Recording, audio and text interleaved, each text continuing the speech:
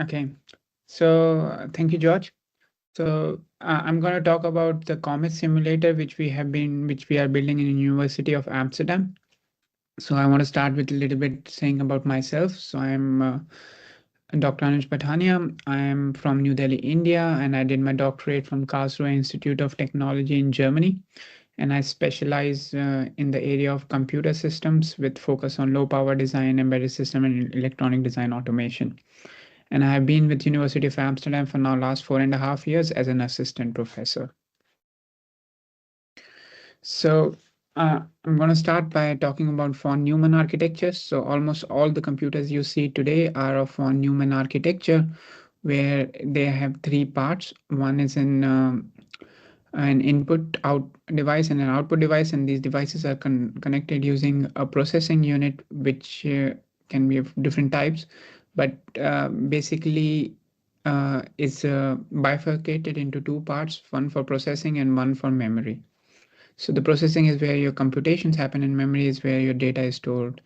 And von Neumann architecture basically allows for a separation between the processing and the memory, and the data gets transferred in and out from the memory to be processed in the processing unit. So that is what von Neumann architecture is.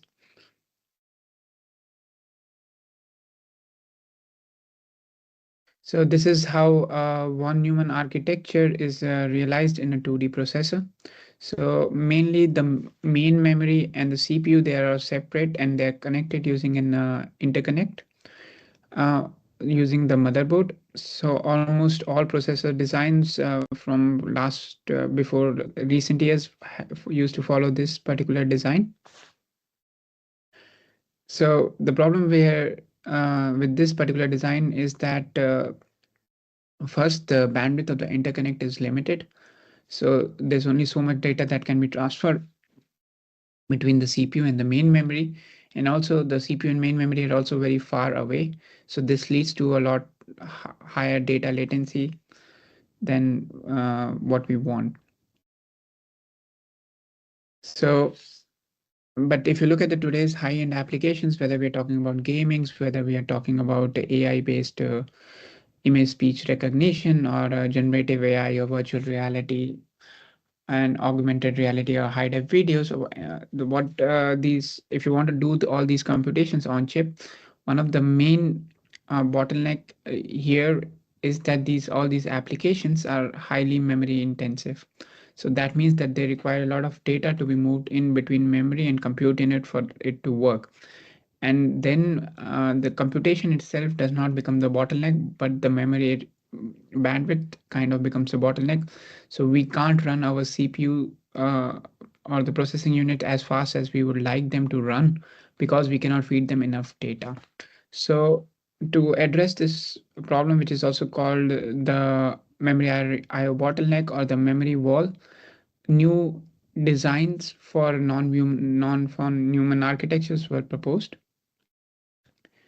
So so to break this memory wall, basically what we have done in a processor design is to move from a 2D processor to a 3D processor design, where whereas previously logic and memory were kept separate and connected using a PCB substrate interconnect, we first overlapped memory chiplets on top of each other to create a high bandwidth memory or hypercube memory, which greatly increased our capacity of our memory, but didn't solve the bandwidth or the latency problem.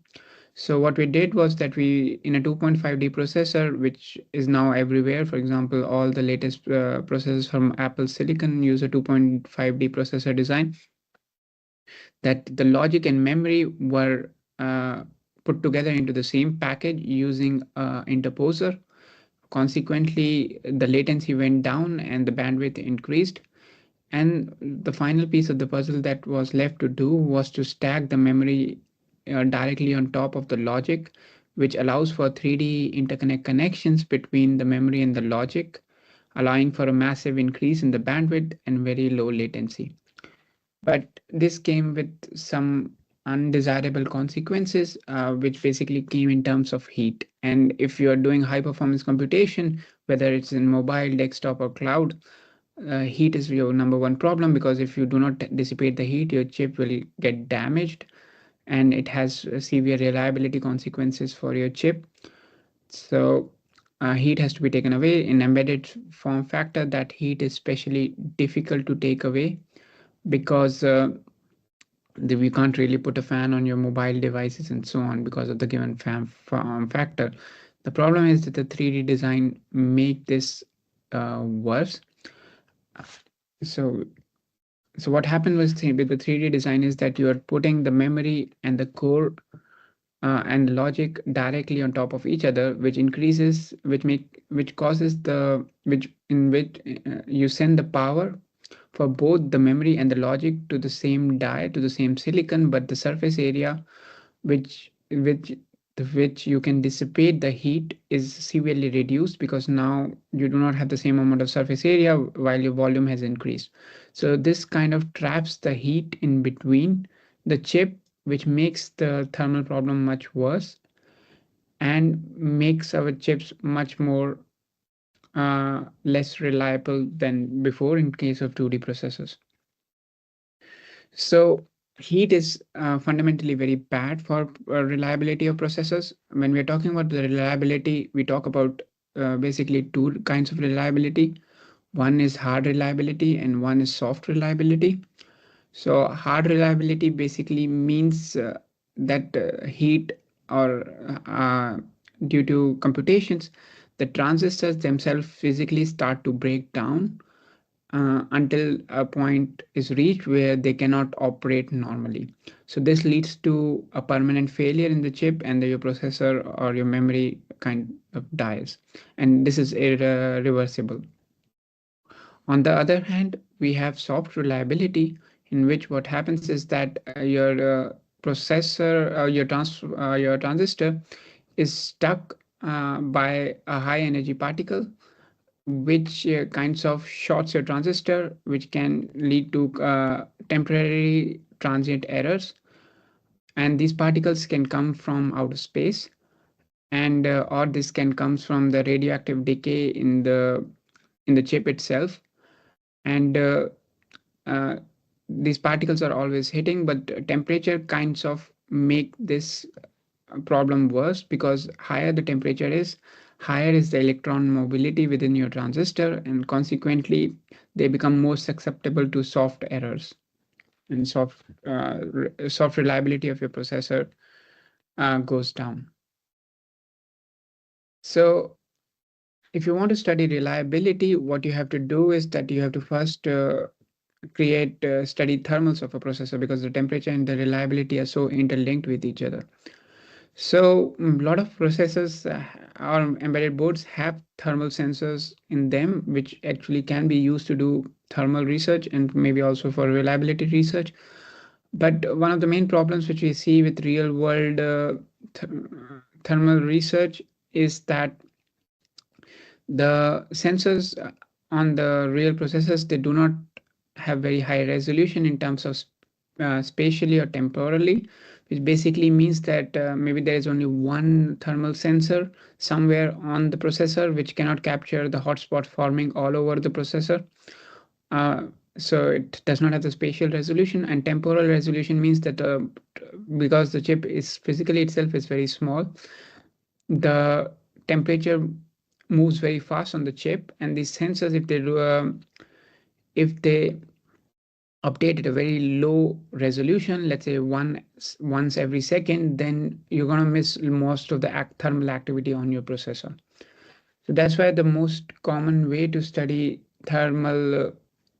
research and reliability thermal research is to use thermal simulators.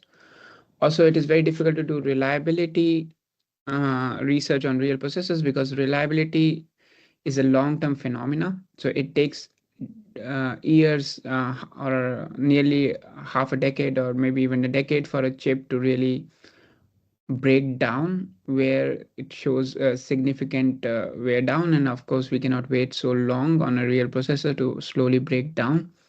So we need to some perform some kind of time warping to accelerate the reliability research. So that's why it's also very difficult to study reliability in a real processors. So the solution to this problem is to use thermal based reliability simulations, and this is where our tool comes in.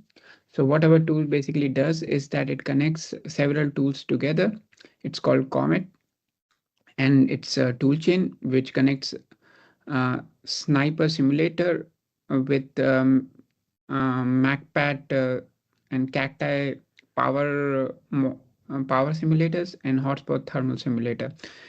And what you can do with this is that you can create schedulers which you can use to study thermal and reliability scheduling, and you can run real workloads. Means you can run x86 binaries on top of this tool chain, and then you can also accelerate time, and you can study the effect of your system decisions, such as one taken by your scheduler, on the overall reliability and the uh, overall thermal properties of your processor.